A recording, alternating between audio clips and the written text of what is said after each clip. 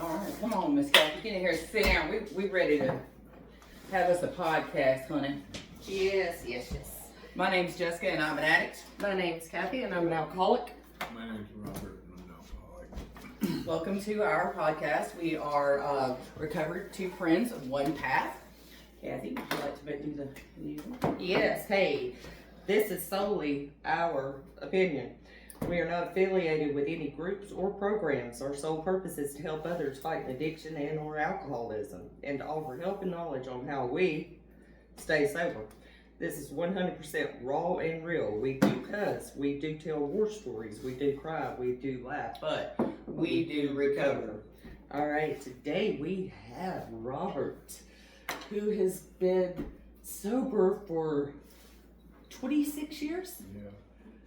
Wow, you're not even old enough to be 26 years sober. That's what I said. I was Get in like, with me a little bit, Kathy. I was like, Thanks. you don't look old enough to be, okay. All right. Well, tell us what happened. How'd you start? How's it now? What's up? Well, so I was born in Illinois. I guess it's a pretty middle class neighborhood. Mixed, like Portuguese, black, white, Jewish. Like it was a big mixed thing. And my dad drank, and my mom really didn't. And so growing up, he was traveling, like he sold these conversion van things before SUVs existed. And so he'd be gone for a long stretch of time, and he'd come back and he'd get hammered, make a bunch of promises, and me and my brother would, basically try to, cash that check. Be like, hey, you said blah, blah, blah, and then, he'd whoop our ass because he was in a blackout, and then he'd whoop our ass more because we cried about it.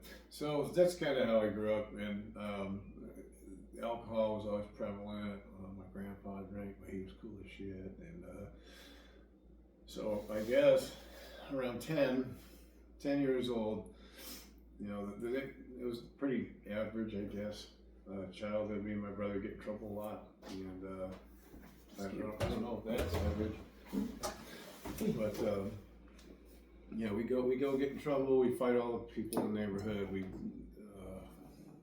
steal, allegedly.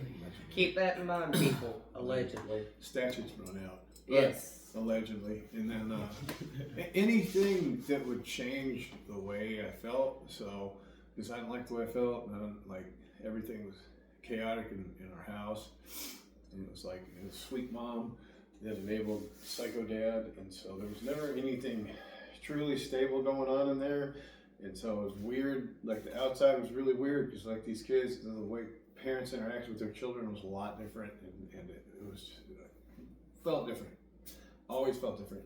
So allegedly stealing changed the way I felt. Being violent changed the way I felt.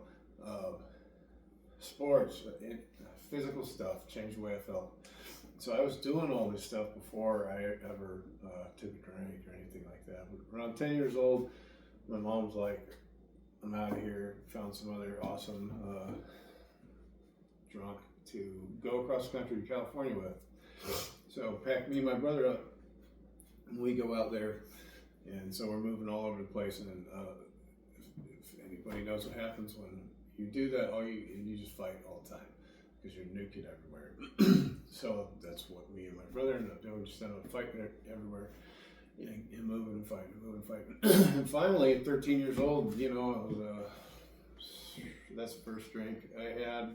Well, I had other drinks, but this was the first time I actually felt the effect produced by alcohol. I was 13, I was on top of a hill. Me and my brother had allegedly acquired some cigarettes from a place that may or may not sell them and traded them for Coors Long Neck. And I weighed like a buck, maybe. And I was on top of a hill, and I, slammed this one Coors, and immediately, within 5 minutes, was fucked up off of a one beer, man. And I fell down the hill, and there were these stairs, and got down. I remember getting down and not getting hurt too bad, and throwing up.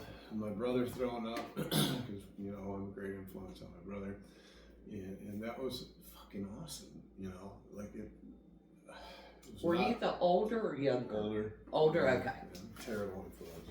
Okay. Yeah. Just curious. So yeah, and I just remember that feeling was nice though, because I didn't feel it. I wasn't thinking about myself. I wasn't thinking about how I don't fit in or how I'm gonna have to fight somebody or any of that shit. It was fucked up. So then all the truancy started, and then the affiliations, because I was now in California and there's a bunch of stuff going on in California and different ways of life, I suppose. And it was like out here, it's called trapping, and we just call it selling drugs out there. And so when I was 13, me and my brother got split up because we were doing all this stuff, and we hadn't gotten into like anything crazy yet, but we were still doing the allegedly stealing and getting violence and stuff like that. And my mom couldn't handle it anymore, so she sent us back to my dad, and I went back to another school, and so it was the same shit all over again. And I got all F's, and they gave me a diploma to get the fuck out of our school. Oh, And then I got sent back. Me and my brother got split up, and ended up in another place out west, and that's when everything took off, called Laguna Beach. And so I ended up down there, and I was 13, 14 years old. Went to the Laguna Beach High School, and for a minute. So I met all these people there, though, that were from like San Bernardino, Riverside, LA, all the scumbags like me. We all met each other.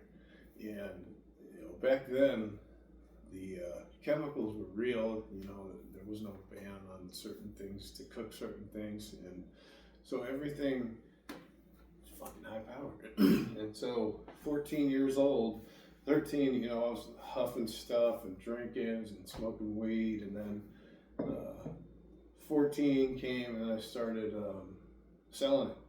And then, let's see,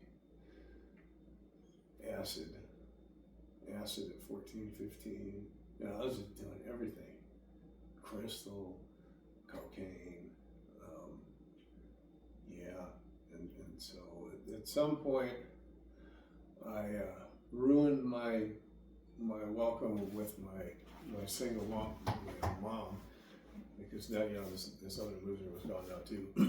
But I was on probation because some stuff I did, and I was also allegedly growing stuff in the house and selling it out the window. allegedly. Oh gosh, I had a friend that did that thing. Allegedly. Pull up, get it out the window. Yeah. That makes sense. Get your own drive-through. Yes. Yeah. And then technological. Yeah. So I was doing that, but my mom didn't like it. Imagine No, that. really? Really? Yeah. Well, what the hell, man? What are all these people doing over I'm here? gonna call your probation officer. And I'm like, oh, so of course, I ended up kicked out, and that's when everything really took off, and all the drugs, and worked at a place down there, and I was off one night, and it got robbed, and the owners got killed, and Oh no. and Thank God you said you were off that night. well, I called out. Well, thank God. Yeah. It sucked. It was really bad, and they were really nice people, and all my friends showed up, too, and I ended up down there because of all the commotion, the helicopter, seeing the helicopter and stuff, and all went down there. It was like, what the hell happened? They're like, holy shit, we thought you were dead. I'm like, why the hell would I be dead?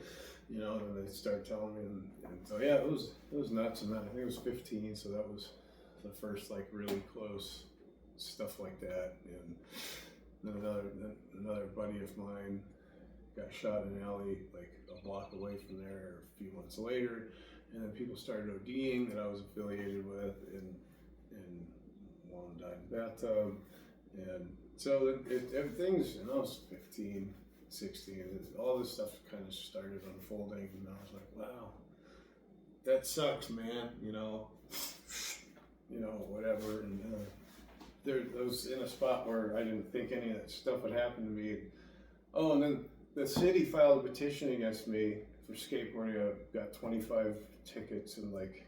Where were you skateboarding? Just on the street. It was illegal. Everything's illegal, but back then, even weed. Yeah, everything was illegal.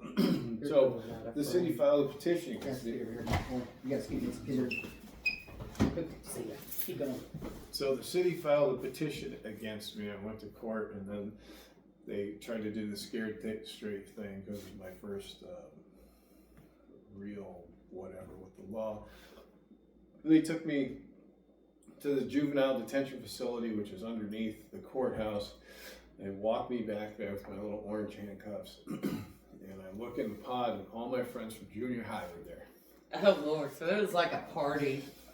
It was bad. So did y'all scare the people that were there straight? The cops just fucking like going like this. Oh Lord. Y'all all high-fiving. They're like, hey, where the hell y'all been? Okay, man. Yeah, so then, yeah. And I wondered about that because, it's been a couple of years and like, where did all them idiots go? Because I'm an idiot. They're idiots like me. Well, jail, dumbass. Just like you're going to go to where you're going right now. So it didn't really work, but they couldn't really, like, incarcerate me for fucking skateboarding. So I ended up having to do, God, I don't know how many hours of community service, but a lot. I just remember doing a lot of community service and being really fucked up, too. So I get kicked out, hang out with these other people that all we do is sell things, and then everybody starts getting busted, and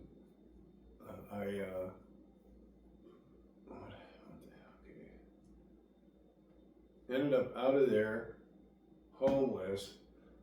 Mom was somewhere else. Like, Mom, can I come back? I won't be a piece of shit. She said, yeah. Turns out I'm still a piece of shit. Got in a bunch of trouble where they were at. Met a whole bunch of new people because it was Section 8. And I could go down to the beach and get all this shit, you know what I mean? So it's just everything got like 10 times worse. And the people got 10 times worse. These people too, that was mean because this was an inlet. It wasn't the beach anymore. And so they were from like LA and a bunch of other places, but they could afford to live in this part of Orange County because it's Section 8. So that I kept doing what we were doing and getting in trouble. Did he go to jail yet? I can't remember. No. Then we moved again because, of course, I did something that got us in trouble because that's what I do. And my mom was a bit codependent, and my baby, she would have enabled me to death, like till I died, probably. I've said it once, I'll say it again. It's a family damn disease. Everybody's affected, everybody's sick, and everybody is involved. She just, and I understand why she felt guilty. She split up the family and took us, and, so I played on that, as a kid and a young adult because I could, because I was a selfish scumbag. So moved again and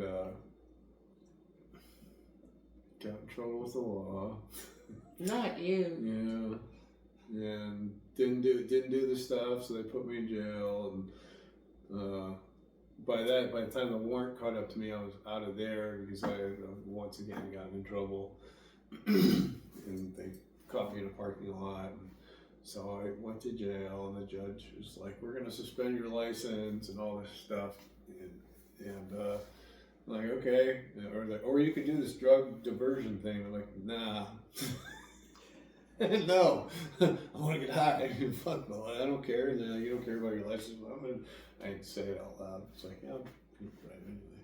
But so that's where I was at mentally. Is basically, I'd rather either do time in jail than go to their Drug court. Drug court class kind of thing. bullshit. You know what I Oh, mean? wow. Fuck all that. I'm not trying to do that shit. They're just gonna test me. I'm gonna be fucking dirty anyway, you know. We end up right back in jail. And yeah, so fucking So keep just the me license. in here. And I'll just go. Keep license, and then I'll be off paper when I fucking leave. So yeah, that's what I ended up doing. And dang it, sorry. Okay, so there's that. God, it's been so freaking long. How much longer did you stay using after that? Not too long. So after that, that period of time, I was kind of, I was just making, I was just middlemaning really, and so I was doing that and running a trap or a house and growing hydroponic in the closet and stealing the electricity out of the fire escape so it didn't flag, allegedly. Allegedly. And so my 22nd birthday came around, and I was like, I didn't get super messed up because we sold stuff, you know, and you don't want to be super messed up when you're doing that because things can happen, you all know. And so I really fucked up, like all gel tabs, a whole bunch of Bacardi, cocaine, like I don't know, just a ton of shit. And all my friends that, you know, I thought were my friend, like in my brain, I'm like, we're gonna do something, like we're gonna be successful, not go and like end up like Scarface, like dead or in prison, you know. And no, we're everything's gonna be cool, like these rappers, man.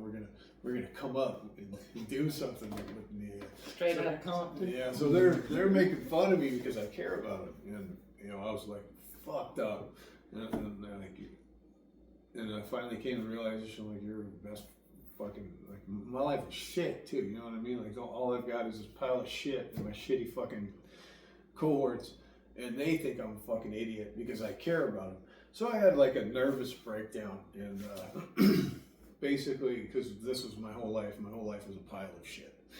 And I left, and I made a phone call and was like, yep, I'm done. And they're like, what the fuck are you talking about? And I'm like, yeah. Like, no. And I'm like, yeah, I'm fucking out. We're harvesting that shit. You get half. I'm done.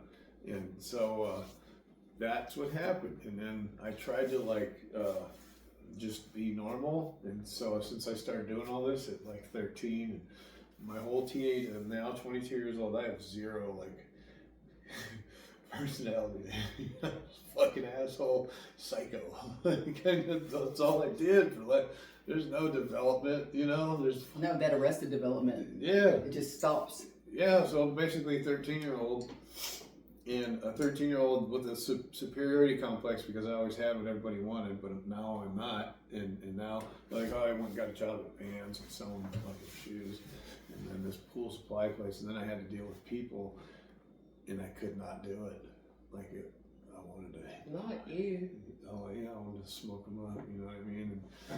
And so that didn't really work out too well. And then we were hanging out after work, and it's like normies, and they're hanging out and having a beer, bro. And I'm like, that, you know, and like I just go dark. And when I recognized what I was doing, I took off, and so I left all because of what I was. Afraid of what I could do, and I went and I was a really good skateboarder. So somebody noticed me doing that and asked me for some help on a project they were doing, and noticed that I was detoxing, and I didn't really realize that I was detoxing because being somebody who's been loaded forever, you know, on something, you never really completely do, you know, you're either drinking or smoking or something. So my pupils are dilated. And I'm like sweating and shit. I'm working. He's like, you think you might be an alcoholic? Fuck yeah, you know, because I don't know what that means. You know, I thought it was maybe like a party or whatever. And he took me to a meeting. and I started hearing all these people talking about the life I lived that I didn't talk about because I'm not allowed to talk about it. Because I mean, there's fucking consequences for talking about shit that I used to be involved in, and they're talking about it and laughing and look happy. And I was not happy at all. Nope. At that point, I was staying on someone's couch. So, yeah, I was not a happy camper and couldn't hold a job because of my personality problems and alcoholism, and also the inability to deal with society to like acceptable manner because I'm not king outside issues supplier anymore. And that was my by choice. Like I stopped, but I didn't know how to do Normal. anything else. Yeah.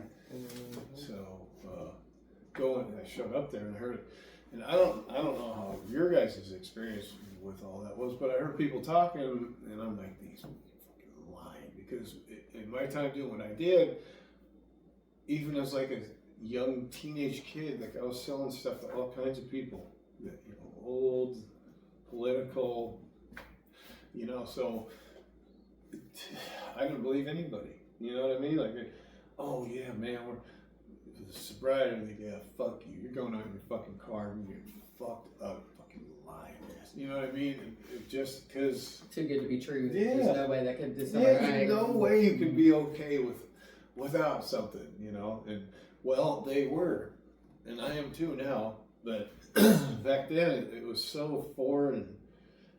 It just didn't make any sense. You just couldn't fathom a life without it. No. Right. No. Or anybody else to have a life without it either. No. It just make no sense. Like, y'all are liars. Y'all are trying to trick me to come back. I don't know. It just didn't make any sense. Everybody I know in the whole life, everybody was on something. Everybody's on it. Like, and my mom, God bless her, she, drank. Not a lot, but she drank wine. So everybody's doing something, Smoking, drinking, something. something. They had a crutch. Some crutch, yeah. So it was hard for me to conceptualize what was really going on. And so basically I was just like, well, I'm kind of insane and scared and full of rage, and don't know what to do, and I'm afraid of what I'm capable of doing, and yeah, so I just kind of started going to meetings out of skepticism, and I didn't start going because I wanted to get sober. I started going because I didn't want consequences. I still want to be a piece of shit and get high fives, like what the hell was that, Kingpin? And fucking eat pizza. You know what I mean? Like, oh, you're such a piece of shit. Good job, and the police be like, good job, buddy, and yeah, I love you. Fucking. It's not real life, though. No, it's not real life. But that's what that's what I want. Like that's how fucking delusional I was. Like, man, if only I could just be a total piece of shit. Everybody just be fucking cool. It's cool, man. I'm not hurting anybody. Literally, I'm hurting. It's that part of the alcoholics. If everybody would just do as I say, everybody just do everything I say, the world would be a better place. So, oh God, fucking insane. Anyways, so people got me into service real quick because I didn't know how to deal with people, and it was like that for a while. I get stupid real fast, and so I was stacking chairs. Man, I was stacking chairs like son of a bitch. Like labor for that guy. Lots of labor for him, and so that's what I got into and just started doing stuff where I wasn't really involved with people too much, it worked out really good for me because I was being of service to the program. I wasn't thinking about myself. I was thinking about doing what I was doing. Everything was, my hands were involved, my brain was involved. It was good, and I just got commitments in every meeting that I was going to, even though I didn't necessarily believe what everybody was saying. Like, fucking whatever, I'm gonna do this anyway. And I was also one of those people a gutter judger. Like I could be laying in the gutter throwing up on myself, and somebody could be, you know, pull up in the vans and look down at me, and they'd be the piece of shit. You know what I mean? Like that's how just far out my thinking was. I get that though. I can totally. How old understand. were you at that point, whenever you first started going? 22. Oh, wow. Are So you you were one young. under? Kind of. So, my acquaintance, this guy, we were in the garage, and so this isn't really technically a relapse then, I guess. But my sponsor was like, "You have to fucking take a white chip." But it was maybe a month, or 3 weeks, or 2 weeks. It was in a month span, which is why my sobriety is August 5th instead of July 5th, because I just chopped the whole month off of it. Because we were cleaning shit with computer cleaner. He's like, "You can get high off that." I'm like, "Fuck you," you know what I mean? He's like, "No, you can." I'm like, "Nuh-uh." Turns out he was right. So then I told my sponsor about that. He's like, "You relapsed." I'm like, "What the fuck are you talking about? I wasn't trying to get high." And he's like, "But you did." And I'm like, fuck. So I didn't realize, you know, it was either 2 weeks or 3 weeks. So I just took a whole month and was like, goodbye. So I don't know if that So counts. you were young. Yeah, I don't know. But I wasn't like doing it intentionally to get high. It was Right. more of like, fuck you, you know. You don't know what to fucking You do. don't know what You're to gonna prove it wrong. You weren't Yeah. trying to get high. Yeah. You're No, doing something wrong. so both things were stupid. Right.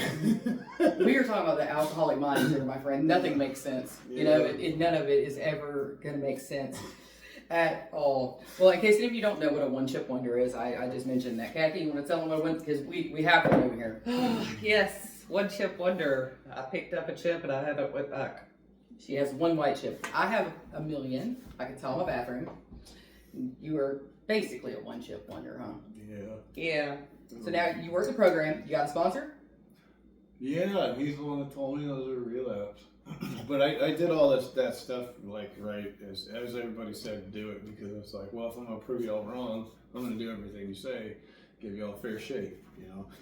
And What did you find out? And so I just did all the stuff because people were like, oh, you know, we suggest this, we suggest that. I'm like, this ain't gonna fucking work. But oh, Robert, what other? You seem to be real good at life over here, buddy. Maybe you should listen to these people, huh? You know, that's what my sponsors point out a lot too, because I whined him all the fucking time. And I was in that dude's pocket. Holy shit, I was so scared. Anyways, I talked to him. We whine about something. He'd be like, "Do you realize what you deserve? Like, if justice was meted out to you for all the shit you've done, where you'd be?" And I'm like, whoa, man, what are you talking about? I'm a nice guy. I'm not. And he's right. And so there's a lot of that. He's really my first sponsor. We're still friends. He knew exactly. It's so crazy how people, at least for me in the rooms, know exactly like where people are at and can like work with them. Even they don't even know they're being fucking worked with. Like I don't know I was being worked with. They're just being like shepherded around and shit. And it's it's fucking awesome. He was really good at that. So he hurt my feelings a lot, and they needed to be hurt because I wasn't really a safe person. And when my feelings would get hurt, I either call it, I get at meetings because I'd say some crazy shit that was not related to anything, and somebody would talk shit, and I'd, what, and I'd call him, and he'd be like, "Yeah, you're an idiot." Well, he wouldn't say it like that, but he'd be like, "Yeah, they're right. What the hell's wrong with you? Like, are you even trying to get sober?" I'm like, "Not really. It's just a lot of consequences, bro." But yeah, and so we got into the steps pretty early, and I was going kind of fast, and he like kind of chilled me out because I was I was 22, and he's like, "Calm down," and so we got into the step work, and that first one I wasn't too sure of.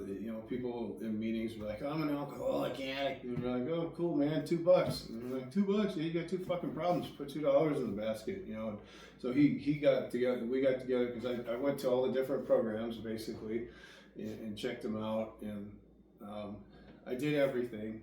So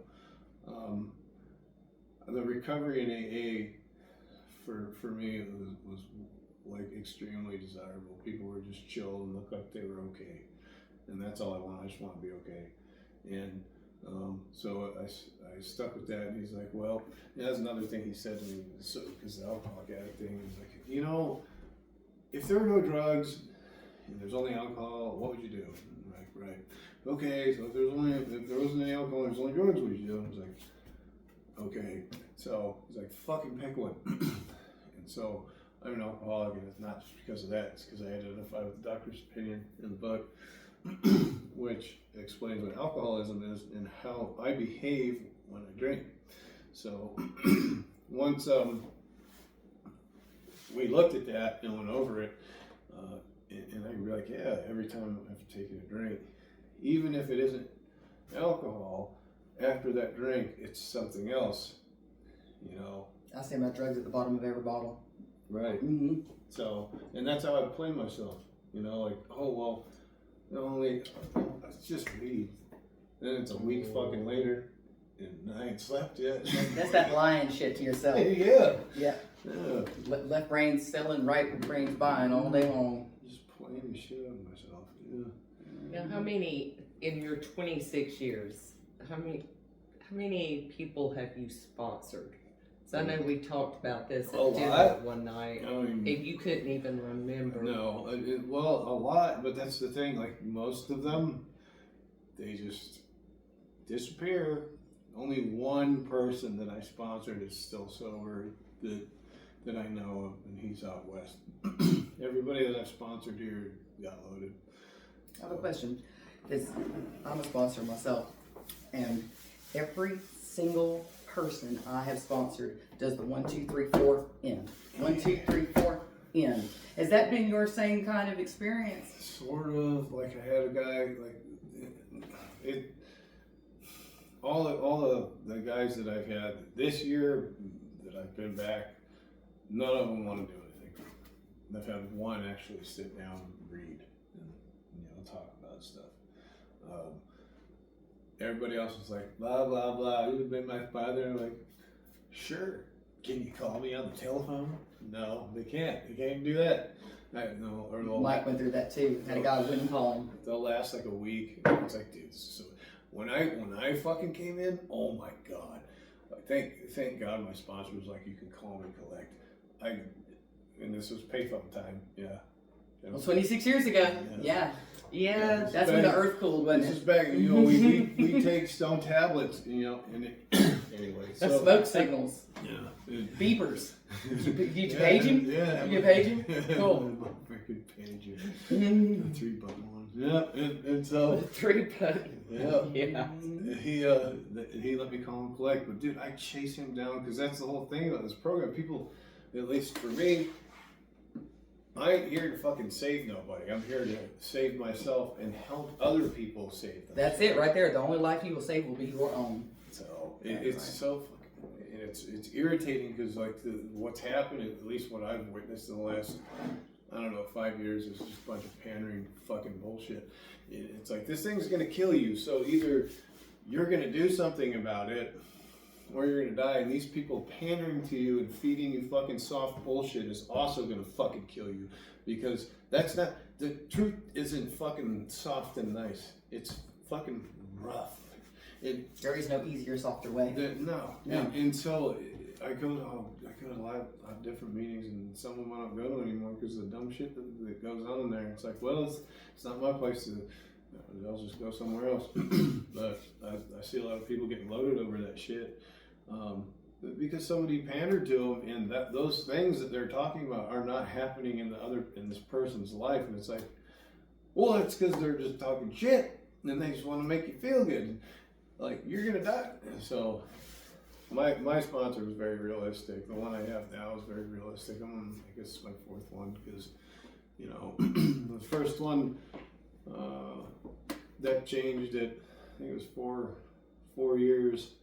He made some choices and I couldn't ride with that, so I got another sponsor, and that sponsor died of a brain tumor. And then I moved out to Georgia in 2008 and got a sponsor here, and he's the one I've had So we've been working together since '08. Oh, wow. And he's pretty good. He's a good dude. He's an old cowboy and he's an asshole like I am. So basically, what he said is, what did you do? What did you do now?" And I'm like, "Nothing." And he's like, you sure? You know, because I'm 26. You know, I'm like, I fucking hide. Like I'm not out trying to like do some shit. You know what I mean? So anytime I call him, he just fucks with me. Most of my friends just fuck with me. Like, "What'd you do, Robert? What'd you do?" Because all of them have been sober for decades, and that's another thing. Like technically, I'm an old timer. You are though. That is true. Yeah. You are an old timer. That's awesome. It's weird. How old are you, if you don't mind me asking? 48. Oh, wow, that's cool. You're a young old timer. Mm-hmm.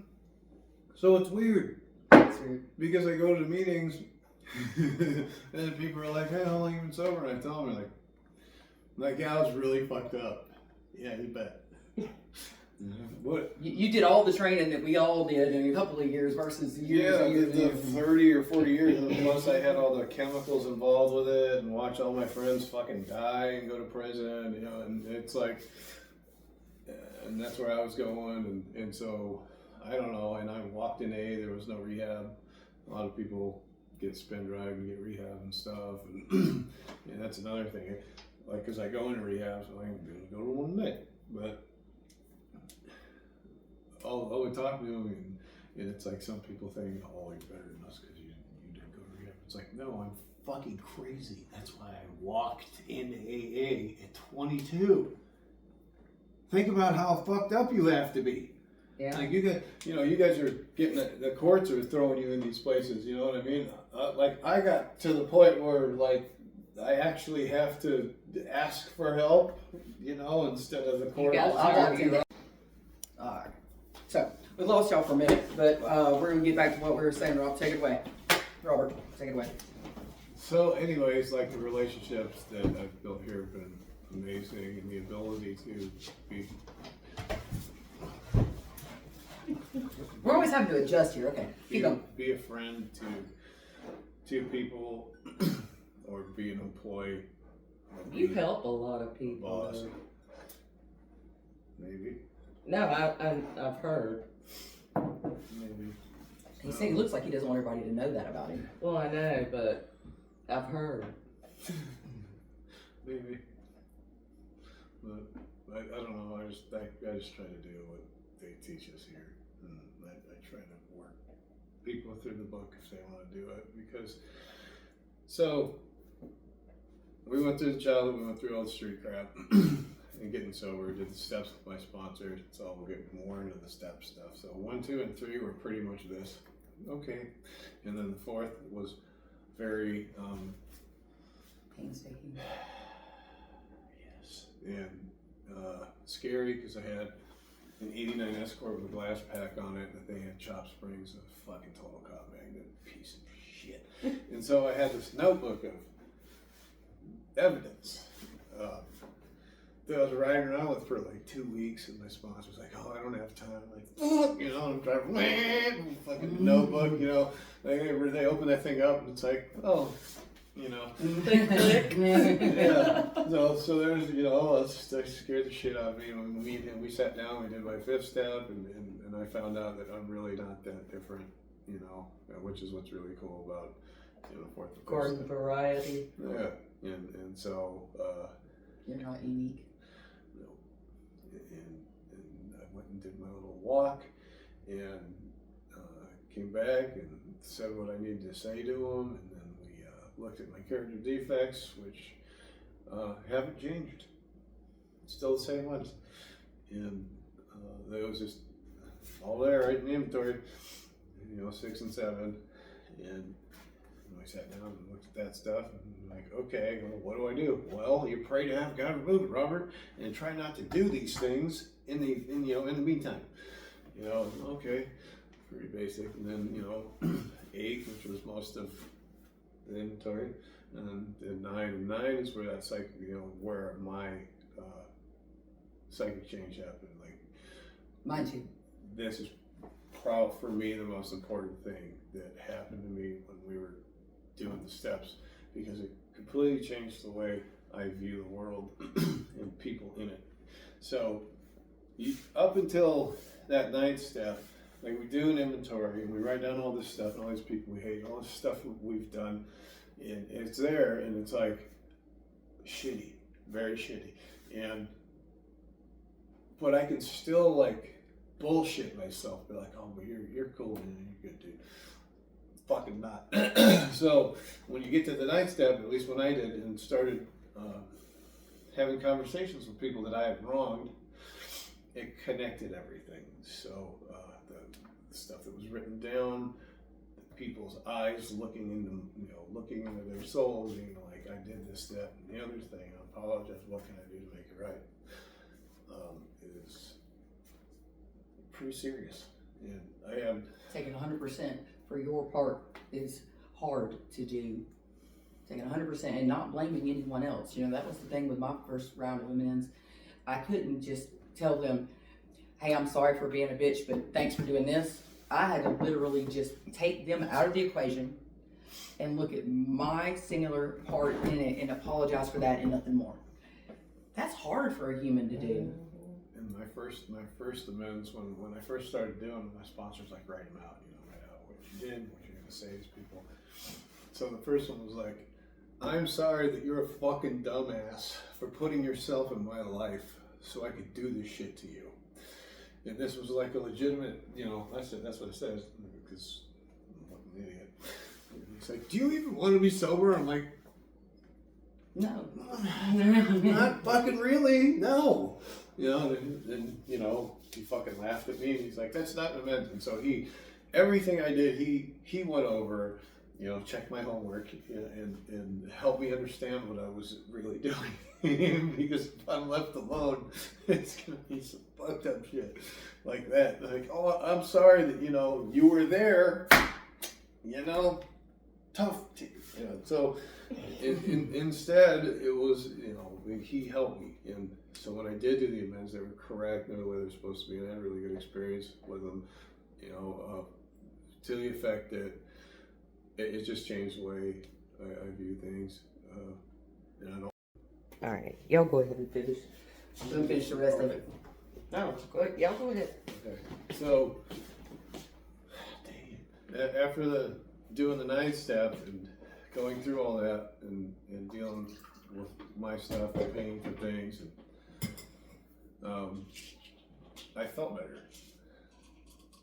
And that's what I'm about, is feeling better. So this program, and that, especially the night stuff, made me feel really good because I knew I was doing something good. I knew I was doing something right.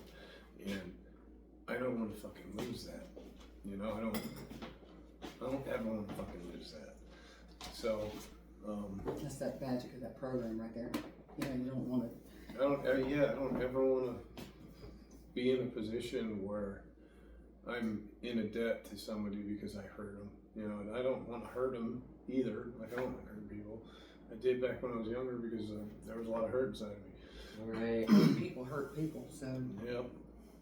So you get to the 11th step where every night you have to sit down and think about all that, and I have a hard time with the 11th. It's my favorite one though, because it reminds me that every night I've got to go through this crap and look at myself. Wow. And every night I got to be like, okay, did I do something to harm somebody? Was I dishonest today? Yeah, probably. And then the next day I got to go back and fix that crap. And that's what the program is. It's a beautiful thing. And like you said, it changes how you feel without having to have drugs and alcohol involved. Because that's what I wanted to do. That's why I drank. I didn't want to feel like Jessica. Yep, so like you were talking about the 10th step, which is, I've done a bunch of those. And the cool thing about these inventories, right, so our first one's fucking terrible. And so all the ones that I've done since my first inventory have gotten better and better and better, and all they've shown me is how I deal with problems now. So if something happens, like at one point I was married and had to do an inventory on that, and then had to do an inventory on a divorce, and looked at all the stuff that was going on and how I dealt with it. This happened. What did you do, Robert?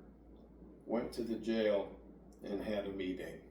Went to the gym, called your sponsor, talked to a new guy, because this over here, you can't do shit about. Because this over here is fucking loaded and crazy and lying to you. Mm-hmm. So, well, the way I behave today is totally fucking different than it was in that first inventory. You know what I mean? Like, and that's what's so cool about doing 10 steps. Because I'll still get fucking intimidated by them and shit, and then I'll do it and just be like, the fuck, bro? You don't. There's no amends here. You still think you're that dude from 26 years ago. Like my brain, I don't know about y'all, but my brain still thinks I'm that dude, even though I'm not. My track record shows that I'm not. For years, for a quarter of a century, my brain was still like, nah, he's this and that. So yeah, 26 years sobriety today. I go pretty much wherever I want. I have like this luxury fifth wheel thing that I drag all over the country and work out of and stay in, and a motorcycle and a really stupid truck, and I just fucking do whatever I want. Go work and go to meetings all over the country. This last year,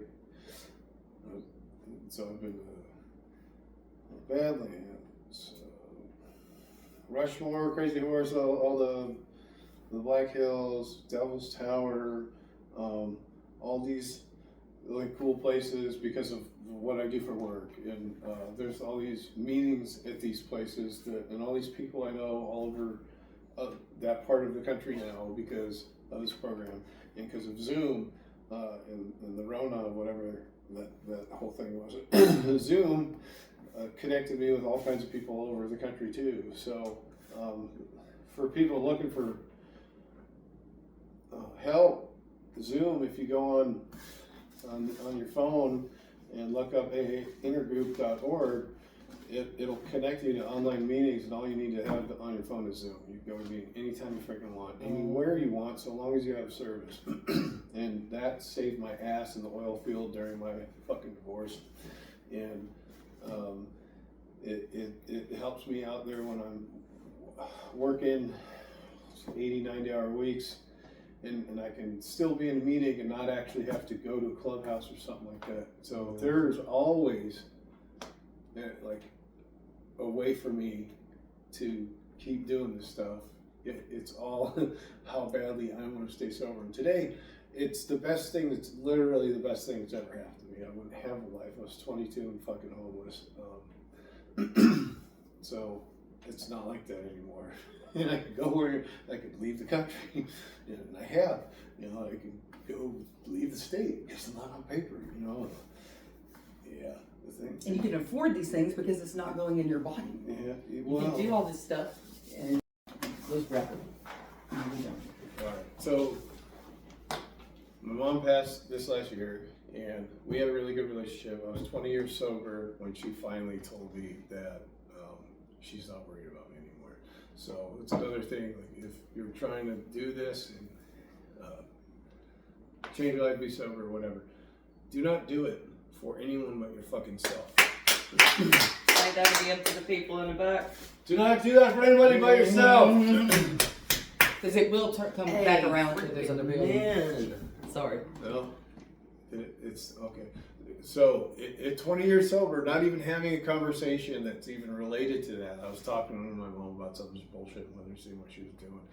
And she's like, I just want you to know I'm so proud of you. I'm not worried that you're dead in a ditch. And I'm gonna have to come get you from jail. And just out of nowhere. So it took 20 years. So if you're sober, you're watching this, and it hasn't happened yet. It does. It does, at some point, I guess. So, but don't make that the reason that you're doing this. Do it because you have to do it because your life depends on it. And again, it's one of the best things. The best thing probably that's ever happened to me. Amen. And thank you guys for. Thanks for coming. We loved it. So God, you really do have a good story. You do. That's awesome. You're 13 years old, allegedly. Allegedly 13. So you heard a little bit about the steps from Robert today, and we're going to do a series coming up. Yes. And the series is going to be on the 12 steps. We're going to try to do one a week. It's not going to be perfect. We will have speakers come in. Let's do our end. Yes. All right. If you need help is always available. Robert was talking about his app that he uses. There's also Everything AA, and